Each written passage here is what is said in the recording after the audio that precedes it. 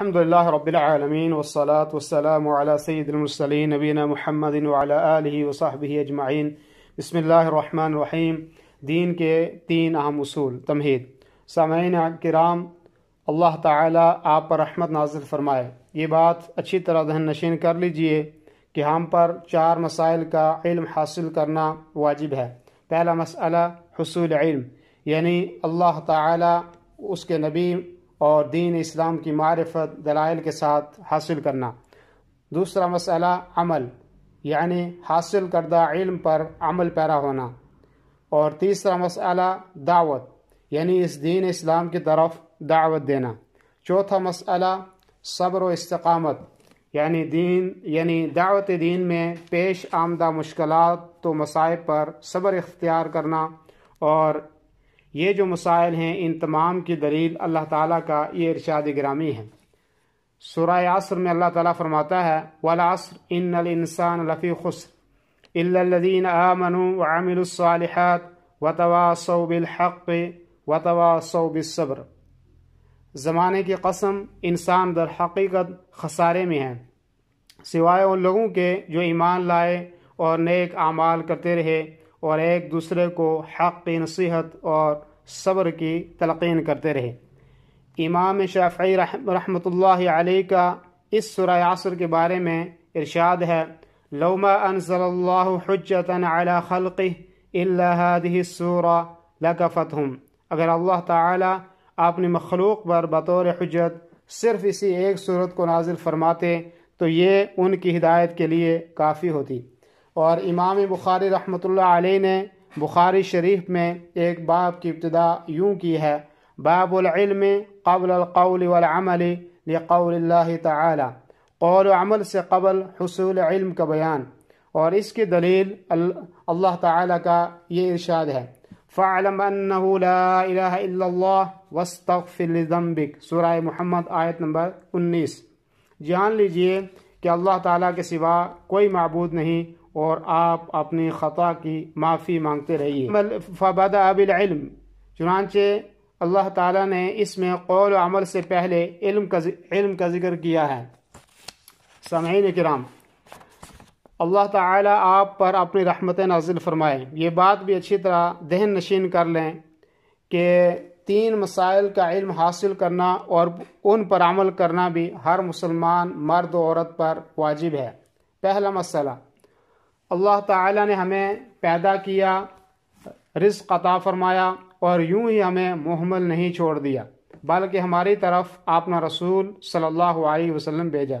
جس نے ان کی اطاعت کی وہ جنتی ہو گیا، اور جس نے ان کے احکام سے سرتابی و سرکشی کی وہ جہنمی ہو گیا۔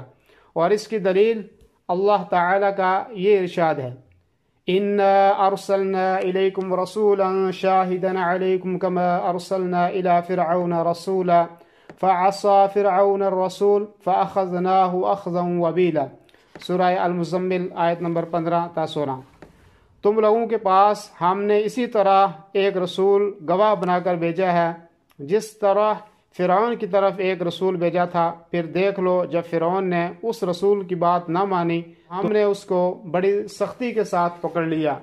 دوسرا مسئلہ، اللہ تعالیٰ کو یہ بات قطعا ناگوار ہے کہ اس کی عبادت میں اس کے ساتھ کسی دوسرے کو بھی شریک کیا جائے، نہ کسی مقرب فرشتے کو اور نہ ہی اللہ تعالیٰ کی طرف سے آنے والے نبی کو۔ اور اس کی دلیل یہ ارشاد الہی ہے وَأَنَّ الْمَسَاجِدَ لِلَّهِ فَلَا تَدْعُوا مَعَ اللَّهِ أَحَدًا، سورہ الجن آیت نمبر 18۔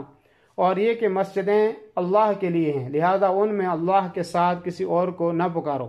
تیسرا مسئلہ، جس نے رسول اللہ صلی اللہ علیہ وسلم کی اطاعت و فرمانبرداری کی اور اللہ تعالیٰ کی وحدانیت و یکتائی کو بھی تسلیم کیا، اس کے لیے یہ ہرگز جائز نہیں کہ وہ ایسے لوگوں سے رشتہ ناطہ رکھے جو اللہ تعالیٰ اور اس کے رسول صلی اللہ علیہ وسلم کے ساتھ دشمنی رکھتے ہوں، خواہ وہ دنیاوی رشتے کے اعتبار سے کتنے ہی قریبی رشتہ دار کیوں نہ ہوں۔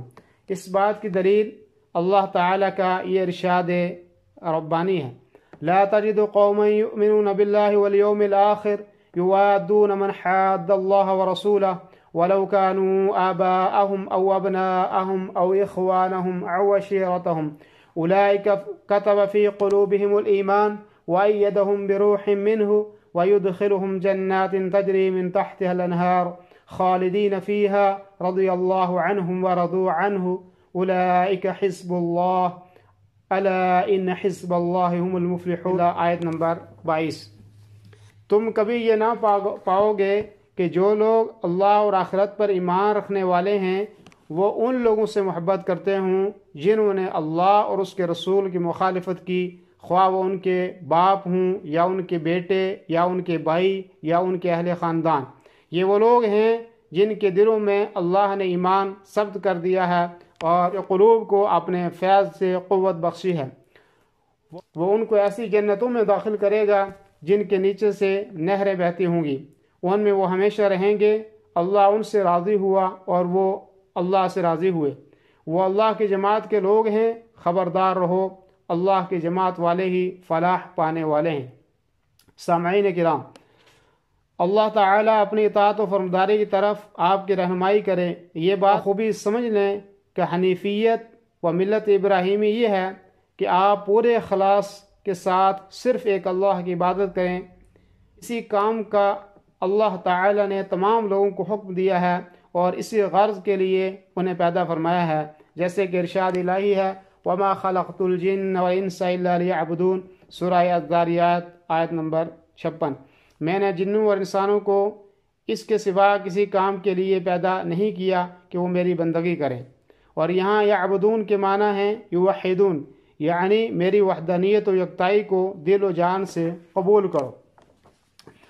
اللہ تعالیٰ نے جن امور کا حکم دیا ہے ان میں سب سے عرفہ و اعلیٰ چیز توحید ہے، جو ہر قسم کی عبادت صرف اللہ واحد کے لیے بجا لانے کا دوسرا نام ہے، اور جن امور سے اللہ تعالیٰ نے منع فرمایا ہے ان میں سب سے بڑا شرک ہے جو غیر اللہ کو اپنے ندا و دعا میں اس کے ساتھ شامل کر لینے کا دوسرا نام ہے۔ اس کی دلیل اللہ تعالیٰ کا یہ فرمان ہے وَاعْبُدُوا اللَّهَ وَلَا تُشْرِكُوا بِهِ شَيْئًا، سورہ النساء آیت نمبر 36۔ اور تم سب اللہ کی بندگی کرو اور اس کے ساتھ کسی کو شریک نہ بناؤ۔